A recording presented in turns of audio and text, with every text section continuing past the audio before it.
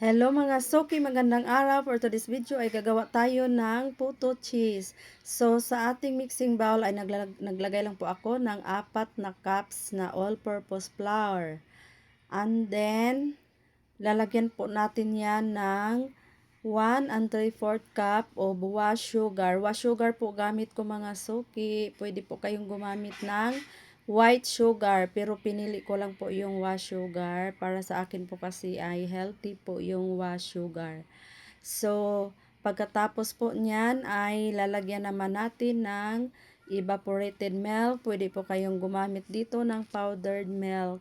And then, naglalagay din po ako ng tubig. Yung tubig natin is tansya-tansya lang po mga guys, kasi yung ating flour iba-iba po kasi ng brand. Mayroon pong matakaw sa tubig, mayroon din naman pong hindi. So kailangan natin i-observe na lang ang ating mixture kung tama na po yung lapot ng ating puto. So marami pa po tayong ilalagay dyan mga soki, no? Inuna ko lang po yung tubig. And then naglagay din po ako ng salt para pambalance po ng tamis ng ating mixture. And then nag-add din po ako ng condensed milk. Anyways, yung ating puto cheese nga po pala ay eggless po ito.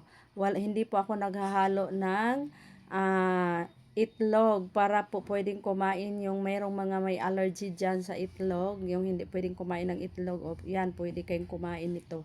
And then nag-add na po ako ng 1 sachet of calumet. So ito yung pampaalsa ng ating puto. Since before po nung nagluluto po ako mga suki ay calumet na po talaga yung aking gamit, dahil maganda po yung kanyang pag-alsa ng ating puto. And then nag-add po ako dyan ng vegetable oil or any kind of oil, basta hindi lang yung gamit na oil, yung bagong-bago na oil. Yung iba butter or margarine po yung ginagamit nila, pero sa akin ay oil lang po. And then sasalain lang po natin yan para po magiging smooth yung ating mixture ng ating puto cheese. Habang sinasala ko po dyan yung ating puto mixture mga suki, ay meron po tayong nakasalang na sapin-sapin dyan sa steamer. As you can see po, nagkulo-kulo na po yung ating steamer. So, iniisip, habang nagmimix-mix ako dyan, iniisip ko din yung cooking time ng ating sapin-sapin. And then, maglalagay na po tayo ng mixture sa ating mga molder ng puto.